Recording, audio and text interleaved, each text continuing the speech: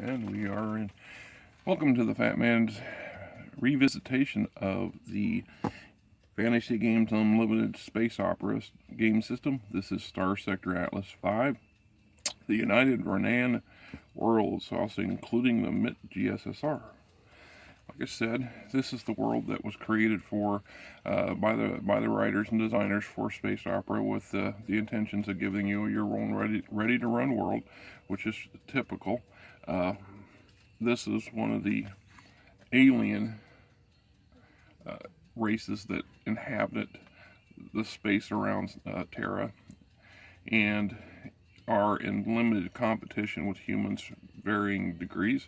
Oddly enough, or strangely enough, I've noticed as I've been rereading these things that the creators took the existing political systems of the era and hypothesized what would they be like if they were much more truer to their intention or dogma.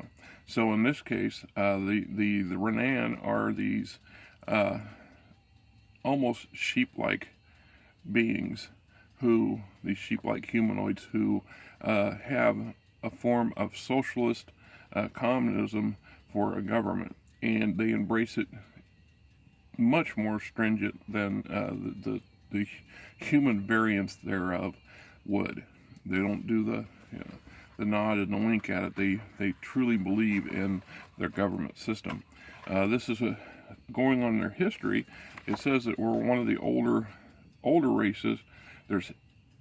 So they got a backstory that talks about the first Ranan interstellar empire and then their dark age. At some point, several thousand years ago, this star-spanning empire was decimated by another of the more older races, and the race that did it doesn't talk about it.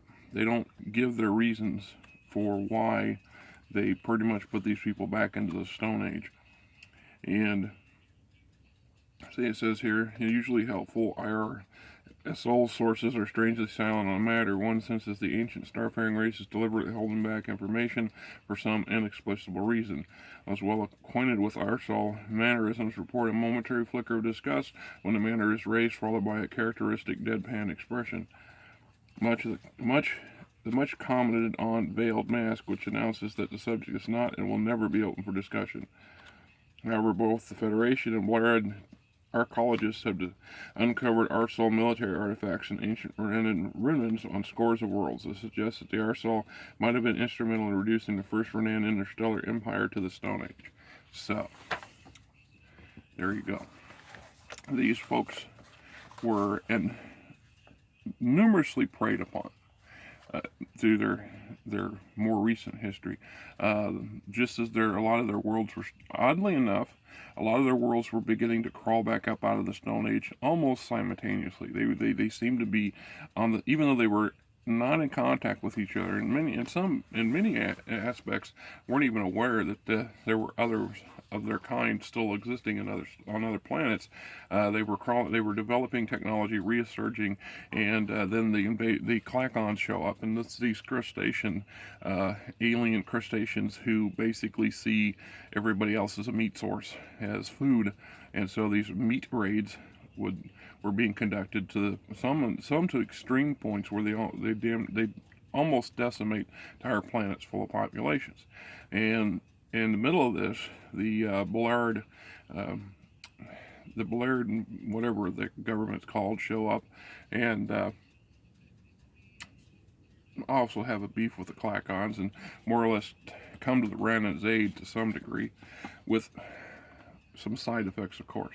The Blarads are these Ursoid-looking individuals and have a much higher technological level.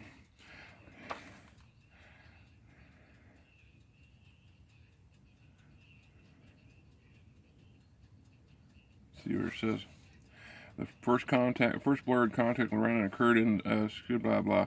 By 2016, all the Ranan worlds were in the sketch were found where the main where the Blarads were welcomed as liberators. For their part, the main Blarad interest seemed to be to teach the damn crabs a hard lesson.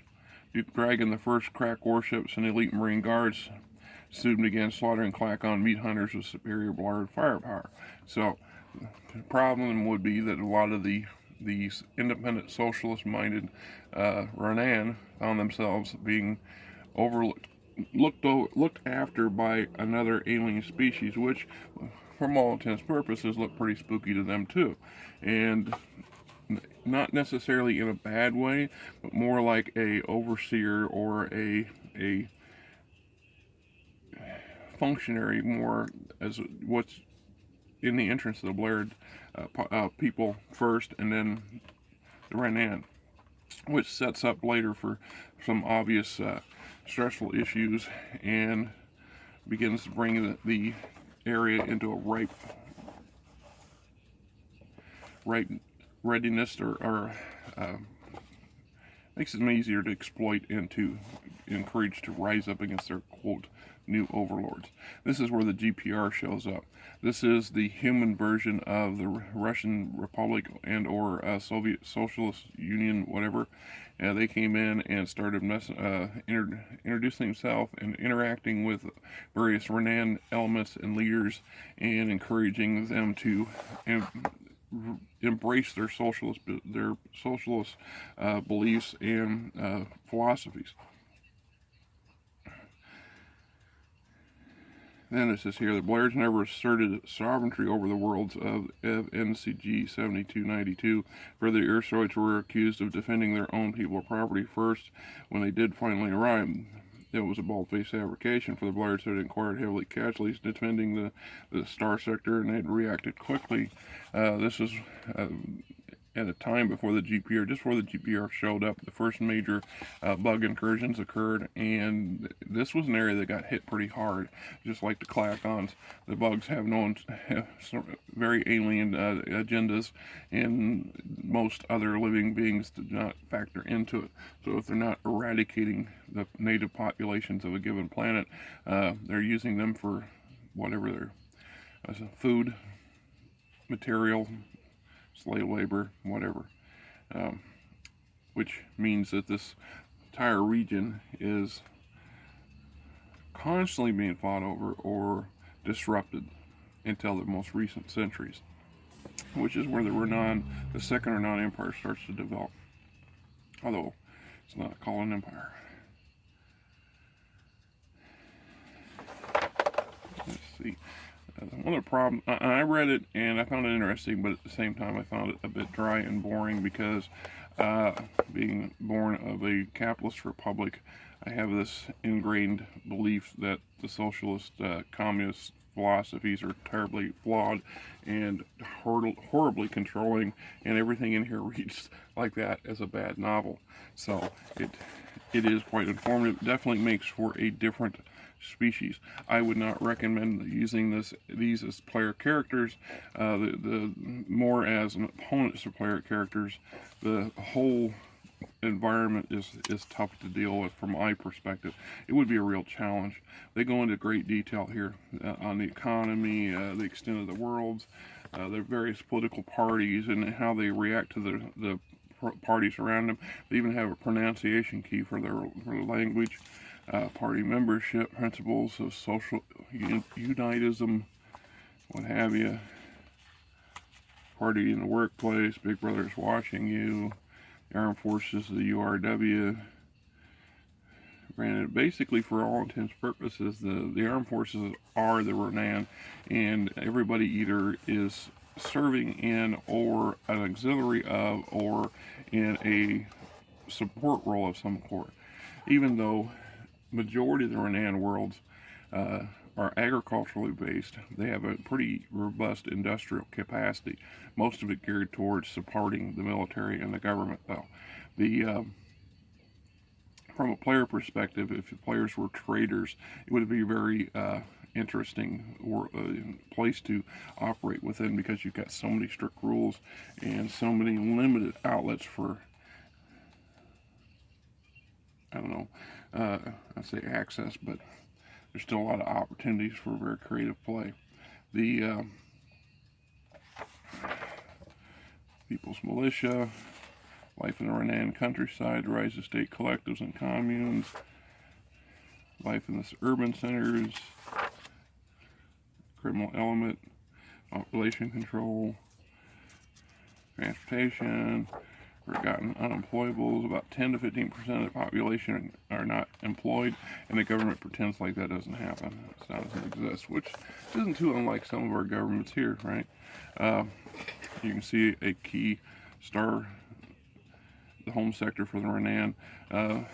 Like all the star sectors, the URW actually consists of much more space than what's listed here. They would conclude all the sectors around and above and below them. It's just not practical to have all the maps for those. You could say if they had 15 or 16 star sectors, they would be spread out a little bit, and they'd have additional worlds and information that, of course, that would be left up to the Star Master to come up with and to create.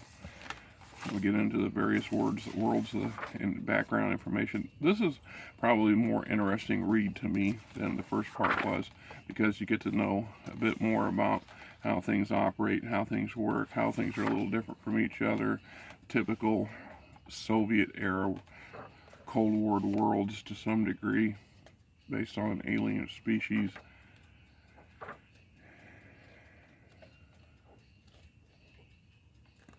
Lots of interesting stuff.